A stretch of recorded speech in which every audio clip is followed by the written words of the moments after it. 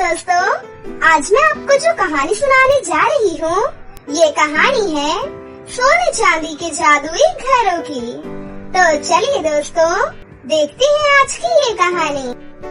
एक गांव में पायल नाम की एक लड़की अपनी छोटी बहन प्रिया के साथ रहती थी। कुछ समय पहले उनके माता पिता का निधन हो गया था, जिस वजह से परिवार की सारी जिम्मेदारियाँ अब पायल पर थी। दीदी, अब हमारे घर का गुजारा कैसे चलेगा? अगर ऐसा ही रहा तो हम रोड पर आ जाएंगे दीदी। नहीं नहीं गुड़िया, तू बिल्कुल चिंता मत कर, मैं हूँ ना, मैं सब ठीक कर दूंगी। मैं आज गांव में काम मांगने जा रही हूँ, शायद कहीं न कहीं काम मिल जाए। तू बस अपनी पढ़ाई पर ध्यान लगा। पायल छोटी सी उम्र में गांव में काम मांगने जाती है और उसे कुछ घरों में काम भी मिल जाता है। अब जैसे तैसे उनके घर का गुजारा चल रहा था। दीदी, टीचर ने स्कूल की फीस भरने के लिए कहा है, नहीं तो वो मुझे स्कूल से निकाल देंगी। ये देखो दीदी, स्कूल की रसीद। अरे, ये तो बहुत ज्यादा फीस है, हम इतनी फीस कहाँ से भरेंगे बहन? चल कोई बात नहीं, तू बिल्कुल चिंता मत कर, मैं मालकिन से आज ही बात करती हूँ, शायद वो मुझे कुछ पैसा एडवांस दे दे। उसके बाद पायल अपनी मालकिन के पास जाती है और उनसे कहती है, मालकिन, मुझे आपके पास काम करते हुए काफी समय हो गया है, आपको मेरे ऊपर भरोसा भी हो गया है मालकिन, क्या आप मुझे कुछ पैसे एडवांस दे सकती हैं? मुझे अपनी बहन की स्कूल की फीस भरनी है, मैं आपका सारा पैसा चुका दूंगी मालकिन। पायल की ये बात सुनकर उसकी मालकिन को गुस्सा आ जाता है और वो उसे एक जोरदार थप्पड़ मारती है। अच्छा, क्या तुझे मैं पागल नजर आती हूँ जो तुझे एडवांस दूंगी? अरे तुम लोग तो भरोसा करने लायक ही नहीं हो। यहाँ काम करना है तो चुपचाप कर, वरना चली जा यहाँ से। मुझे हजारों काम वाली मिल जाएंगी। खड़ी खड़ी मेरा मुंह मत देख, अगर रहना है तो काम पर लग जा। उसके बाद पायल काम करने लगती है। हे भगवान, अपनी बहन की स्कूल की फीस अब मैं कैसे भरूंगी? अगर फीस नहीं भरी तो उसकी टीचर उसको स्कूल से निकाल देंगी। काम करने के बाद पायल अपने मकान मालिक के पास जाती है। आ गई, ला दे मकान का किराया, मैं बस तेरे ही पास आने वाला था। मालिक, मेरे पास पैसा नहीं है, लेकिन जल्दी ही मैं आपका सारा पैसा दे दूंगी। क्या कहा? पैसे नहीं है?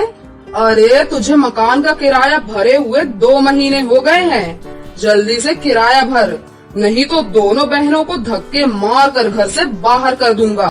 ऐसा मत करो मालिक, आप भी तो एक इंसान हो, मुझ पर थोड़ा रहम करो। हाँ ठीक है, 1 महीने का टाइम और देता हूँ, जल्दी से मकान का किराया चुका।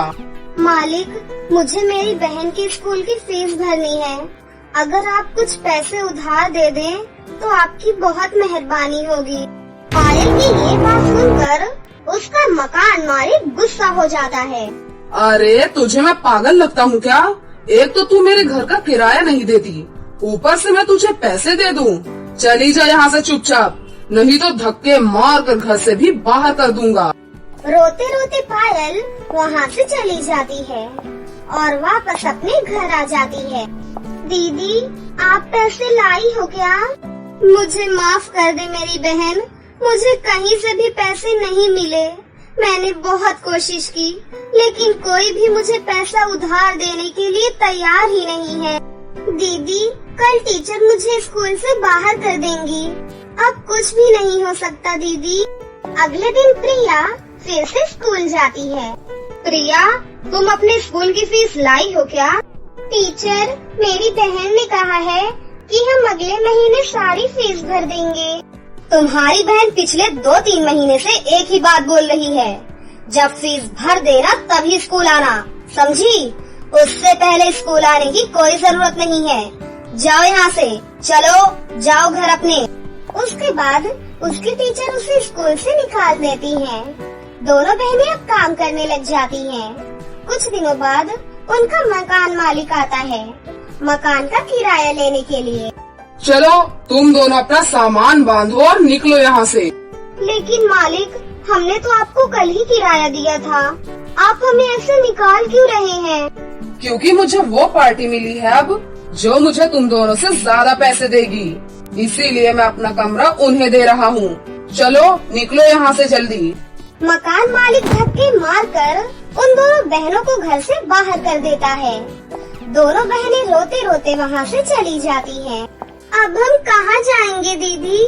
हमारे पास तो रहने के लिए घर भी नहीं है। दोनों बहनें पार्क में जाकर बैठ जाती हैं।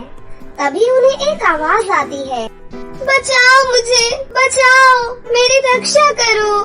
दोनों बहनें भागी भागी उस आवाज का पीछा करती हैं। तभी उन्हें दिखाई देता है कि एक परी पेड़ से बंधी हुई थी। सुनो, मुझे बचाओ, प्लीज मुझे बचाओ। दोनों बहनें उस परी को खोल देती हैं। तुम्हारा बहुत बहुत धन्यवाद, तुमने मेरी मदद की। एक चुड़ैल ने मुझे बंदी बना लिया था। क्या तुम दोनों बहनें मेरी मदद कर सकती हो? बताइए, हम आपकी क्या मदद कर सकते हैं? यहाँ से कुछ दूर एक पहाड़ी है, वहाँ पर 2 सोने और चांदी के घर हैं। उसमें से एक घर में मेरी जादुई छड़ी रखी है। मैं तुमसे विनती करती हूँ, वो छड़ी ले आओ। उसके बदले तुम जो कहोगी मैं तुम्हें देने के लिए तैयार हूँ बेटी। नहीं नहीं, हमें आपसे कुछ भी नहीं चाहिए, लेकिन हम आपकी मदद जरूर करेंगे। दोनों बहनें पहाड़ी पर चली जाती हैं। वहाँ पर उनको सोने और चांदी का घर दिखाई देता है। दीदी, वो देखो, वो रहे सोने और चांदी के घर। चलो दीदी, परी की जादुई छड़ी लेकर आते हैं। दोनों बहनें उस घर के सामने जाती हैं। ए लड़की, क्या करने आई हो यहाँ? तुम्हें आना ही है तो तुम मेरे अंदर आओ। मैं तुम दोनों को बहुत सारी धन दौलत दूंगा, माला माल कर दूंगा। इतना खजाना दूंगा कि तुम दोनों जिंदगी भर कुछ न करो, उसके बाद भी तुम ऐशो आराम की जिंदगी जी सकती हो। नहीं नहीं, आपका धन्यवाद, हमें आपसे कुछ नहीं चाहिए। हमें बस उस परी की मदद करनी है। आपको अगर हमारी मदद ही करनी है तो आप मुझे ये बताइए कि परी की जादुई छड़ी कौन से घर में है? अगर तुम्हें परी की छड़ी चाहिए तो तुम मेरे पास आओ। मेरे घर में सिर्फ परी की जादुई छड़ी ही है। दोनों बहनें चांदी वाले घर में चली जाती हैं और परी की जादुई छड़ी लाकर उसे दे देती हैं। वाह बेटा, मैं तुम दोनों की परीक्षा ले रही थी। हर कोई धन के लालच में आ जाता है और वो सोने के घर के अंदर प्रवेश कर जाता है, लेकिन तुम दोनों बहनें बहुत ही ईमानदार और नेक दिल की लड़की हो। उसके बाद परी उन दोनों बहनों को सोने और चांदी के घर में लेकर जाती है और उन दोनों को खूब सारी धन दौलत देती है। बेटी, ये तुम दोनों की ईमानदारी का इनाम है, इसे स्वीकार करो। इतना कहकर परी वहाँ से चली जाती है। दोनों बहनें उस धन से एक बहुत अच्छा सा घर बना लेती हैं और खुशी खुशी अपनी जिंदगी जीने लगती हैं। एक दिन उनका मकान मालिक उन दोनों बहनों को देख लेता है। हे भगवान, ये दोनों इतनी जल्दी अमीर कैसे हो गई? मुझे पता करना चाहिए। उसके बाद मालिक उन दोनों बहनों के पास जाता है। अरे बेटा, मुझे माफ कर दे बेटा, मैंने तुम दोनों को घर से धक्के मार कर निकाल दिया। आज मुझे मेरी गलती का एहसास हो रहा है बेटा, मुझे माफ कर दे। कोई बात नहीं अंकल जी, अगर आप हमें घर से नहीं निकालते तो शायद आज हम यहाँ नहीं होते। जो भी होता है अच्छे के लिए ही होता है। अरे वो सब तो ठीक है बेटा, लेकिन ये बता कि तेरे पास इतनी सारी धन दौलत कहाँ से आई बेटा? हाँ हाँ जल्दी बता। भोली भाली दोनों बहनें अपने मकान मालिक को वो सारी बातें बता देती हैं। अरे ये दोनों कितनी पागल हैं, इन्हें सीधे सोने वाले घर में जाना चाहिए था। वहाँ पर खूब सारी धन दौलत है। मैं अब सीधा उस सोने वाले घर में जाऊंगा और देखना सारी धन दौलत अपने साथ ले आऊंगा। अच्छा बेटा, अब मैं चलता हूँ, तुम दोनों अपना ख्याल रखना और हाँ, अगर किसी भी चीज की जरूरत हो तो मुझे जरूर बता देना। इतना कहकर मालिक वहाँ से चला जाता है और सीधा सोने वाले घर के अंदर प्रवेश कर जाता है। सोने वाले घर में मालिक को एक चुड़ैल मिलती है। चुड़ैल मालिक की खूब पिटाई करती है और हमेशा के लिए उसे अपनी गुफा में कैद कर लेती है। बहुत समय पहले की बात है। श्रीनगर में राजा रणवीर सिंह रहते थे।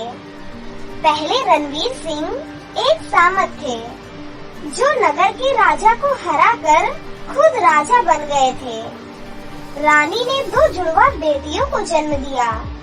राजा को जैसे ही ये बात पता चलती है, वो अपनी दोनों बच्चियों को देखने आ जाते हैं। राजा रणवीर सिंह खुशी से कहते हैं, भगवान ने आज हमारी सुन ही ली। इतने सालों बाद हमें बच्चों का मुंह देखना संभव हो पाया है। हमारी दोनों बच्चियाँ जन्म से ही राजकुमारी पैदा हुई हैं। देखिए ना, दोनों कितनी सुंदर हैं।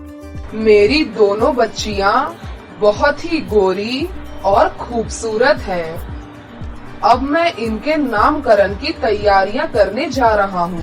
राजा रणवीर सिंह बाहर गए और अपने एक सिपाही को बुलाया। राजा रणवीर सिंह ने सिपाही को आदेश दिया, सारी नगर में बता दो कि राजा के यहाँ 2 पुत्रियों ने जन्म लिया है। आज सारे नगर की दावत है और पंडित जी को भी बुला लेना। राजा के बताए अनुसार सारे नगर में ये बात बता दी जाती है। खूब धूमधाम से नामकरण की तैयारियां हुई। सिपाही पंडित जी को लेकर आता है।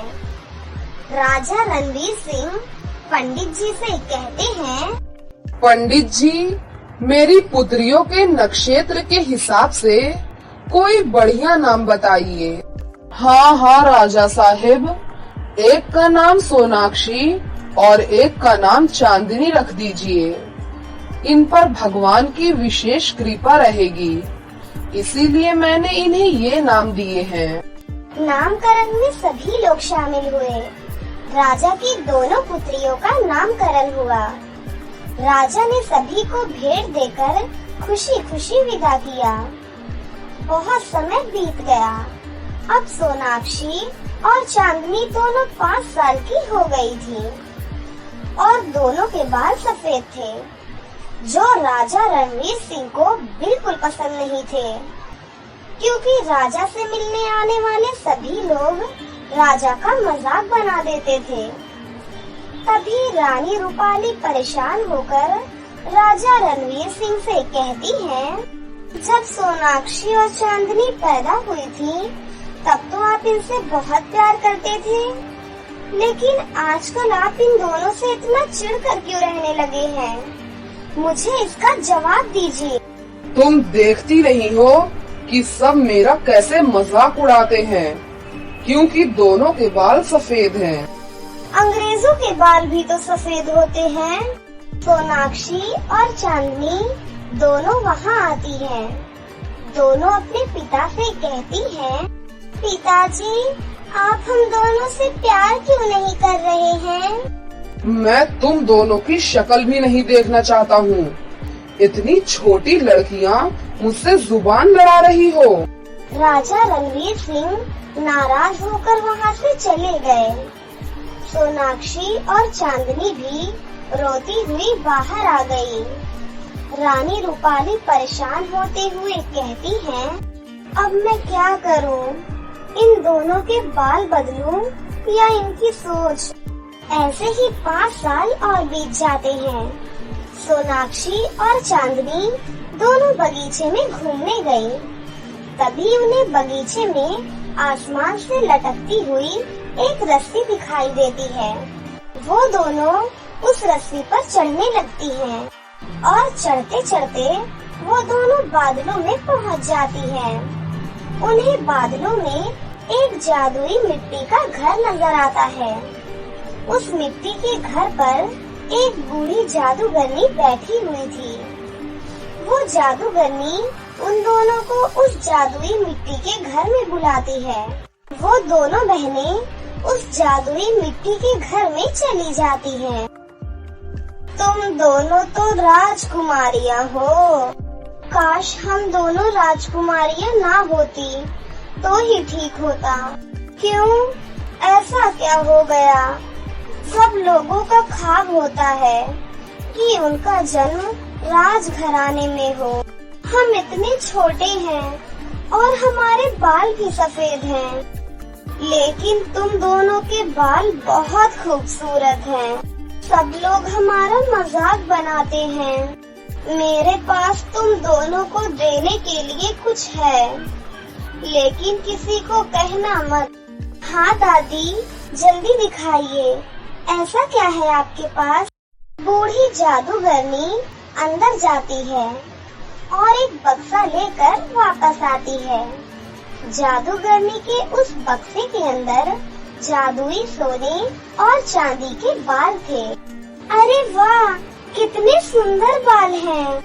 हाँ, और ये बाल मैं तुम दोनों को दूंगी। अब तुमको जो बाल चाहिए तुम ले सकती हो। मैं तो सोने के बाल लूंगी। नहीं नहीं, मेरा नाम सोनाक्षी है तो सोने के बालों पर मेरा हक है। लेकिन वो बाल मुझे अच्छे लग रहे हैं और मैं ही लूंगी। चांदनी, तू सिर्फ चांदी के बालों के लिए ही बनी है और तुझे ही चांदी के बाल मिलेंगे। और तेरा नाम भी तो चांदनी है। ठीक है, मैं चांदी के बाल ही ले लेती हूँ। उन दोनों ने बाल उठा लिए। बूढ़ी जादूगरनी ने उन दोनों के सर पर बाल लगा दिए। दोनों बहनें बाल देखकर बहुत खुश हुई और नाचने लगी। सुनो, मैं तुम्हें एक बात बताना भूल ही गई। अब तुम दोनों के बाल कभी नहीं निकलेंगे। अगर तुमने इन बालों को काटने की कोशिश की और कोई झूठ बोला तो ये तुरंत ही नष्ट हो जाएंगे। कोई बात नहीं दादी, हम तो झूठ बोलते ही नहीं हैं। दोनों खुशी खुशी उस रस्सी से नीचे उतर जाती हैं और वापस घर लौट आती हैं। राजा रणवीर सिंह और रानी रूपाली जादुई बाल देखकर बहुत खुश हुई। रणवीर सिंह खुशी से कहते हैं, पंडित जी ने बिल्कुल सही कहा था, मैं ही गलत था। राजा को अपनी गलती का एहसास हुआ। अब ये बात पूरी नगर में फैल गई। सभी लोग अब दोनों बहनों की तारीफ करने लगे थे। लोग दूर दूर से दोनों बहनों के जादुई बाल देखने आने लगे। 8 साल बाद सोनाक्षी और चांदनी तलवार चलाना सीख रही थी। तभी वहाँ पर राजा आ जाते हैं। तुम दोनों आज से प्रैक्टिस बंद कर दो और घर जाकर तैयार हो जाओ, क्योंकि राजा विराज सिंह हमारे महल में आने वाले हैं। लेकिन प्रैक्टिस बंद करके हमें तैयार क्यों होना है? राजा विराज सिंह अपने राजकुमार करण सिंह के विवाह की बात चांदनी से करने आ रहे हैं। अगर समय मिला तो पंडित जी से शुभ मुहूर्त निकालकर एक बार में ही विवाह संपन्न करा देंगे। राजकुमारी सोनाक्षी मन ही मन सोचती है, लेकिन राजकुमार करण सिंह से तो मैं विवाह करना चाहती हूँ। लेकिन यहाँ तो चांदनी का विवाह करण सिंह से करवाने की बात हो रही है। मेरी आँखों के सामने ऐसा कैसे हो सकता है? मेरे बाल सोने के हैं और चांदनी के चांदी के हैं, तो ये देखकर राजकुमार खुद ही मना कर देंगे। क्या हुआ सोनाक्षी, किस सोच में पड़ गई हो? नहीं, कुछ नहीं, सब ठीक है। मैं तो बस ये देखकर खुश हो रही थी कि मेरी बहन दुल्हन बनेगी तो कितनी अच्छी लगेगी। चांदनी की शादी में मैं भी परी की तरह तैयार होंगी। हाँ हाँ जरूर, मेरी दोनों बेटियों के बाल इतने सुंदर हैं और वो लगती भी बिल्कुल परी की तरह हैं। सोनाक्षी फिर अपने मन ही मन में कहती है, पिताजी सब जानते हैं कि परी की तरह मैं ही लगती हूँ, लेकिन मानते ही नहीं। चांदनी मन ही मन में सोचती है, अरे वाह, मेरी राजकुमार करण सिंह से शादी होगी। ये तो बहुत खुशी की बात है, क्योंकि राजकुमार एक अच्छे इंसान है। राजा इतना कहकर वहाँ से चले जाते हैं। चांदनी, तू जाकर तैयार हो, मैं अभी आती हूँ। सोनाक्षी ने चांदनी को भेज दिया और खुद रास्ते में जाकर खड़ी हो गई। वहाँ से जब राजा विराट सिंह अपने परिवार के साथ गुजर रहे थे, तो सोनाक्षी ने उन्हें रोक लिया। रुकिए रुकिए, मैं आप सबको ही लेने आई हूँ। अतिथि देवो भव। आपको अकेले तो महल तक नहीं लाया जा सकता। तुम कौन हो? मैं राजा रणवीर सिंह की सुपुत्री चांदनी हूँ। राजा विराट सिंह के परिवार को सोनाक्षी बहुत पसंद आई, लेकिन सोनाक्षी चांदनी बनकर उनके सामने आई थी। सोनाक्षी उन्हें महल में लेकर गई। राजा रणवीर सिंह ने उनका बहुत अच्छे से स्वागत किया। आपकी बेटी चांदनी तो बहुत अच्छी और समझदार भी है, लेकिन आप उससे कहाँ मिले? रास्ते में उसके सोने के बाल हैं, वो हमारा स्वागत करने आई थी। बहुत संस्कारी है चांदनी, लेकिन सोने के बाल तो सोनाक्षी के हैं। राजा ने दोनों को बुलाया, लेकिन सोनाक्षी के सर के बाल गायब हो गए थे और चांदनी के बाल चमक रहे थे। सोनाक्षी को सबने आश्चर्य के साथ देखा। सोनाक्षी दौड़कर अंदर गई और खुद को शीशे में देखा। चांदनी कुछ सोचती, फिर उसे उस बूढ़ी जादूगरनी की 8 साल पुरानी बात याद आ जाती है, जो बूढ़ी जादूगरनी ने कहा था कि जब तुम झूठ बोलोगी तो तुम्हारे बाल नष्ट हो जाएंगे। ऐसा कैसे हो सकता है? सोनाक्षी के बाल कहाँ गायब हो गए? उस बूढ़ी जादूगरनी ने कहा था कि जब भी हम झूठ बोलेंगे तो हमारे बाल नष्ट हो जाएंगे। मुझसे गलती हो गई। मैंने अपनी बहन से जलकर झूठ बोल दिया। मैं राजकुमार से विवाह करना चाहती थी। मुझे माफ कर दो। कोई बात नहीं सोनाक्षी बहन, तुम अब भी राजकुमार से विवाह कर सकती हो। अगर ये बात तुम मुझे पहले बता देती तो मैं मना नहीं करती। मैं कितनी गलत थी, मुझे भगवान कभी माफ नहीं करेंगे। सोनाक्षी को अब अपनी गलती का एहसास हो चुका था, लेकिन फिर भी राजा विराट सिंह ने सोनाक्षी का विवाह करण सिंह से करने से मना कर दिया। सोनाक्षी बहुत स्वार्थी है और उसे उसके कर्मों की सजा मिल गई है, लेकिन हम सोनाक्षी से राजकुमार का विवाह नहीं कराएंगे। सोनाक्षी बहुत रोई और फिर चांदनी का विवाह राजकुमार करण सिंह के साथ हो गया। तो दोस्तों, कैसी लगी आपको हमारी ये कहानी? अगर आपको हमारी कहानी अच्छी लगी हो तो इसे जरूर लाइक करें, साथ ही हमारे चैनल को सब्सक्राइब भी कर लें और बेल आइकन को दबाना ना भूलें। मिलते हैं अगली वीडियो में। धन्यवाद।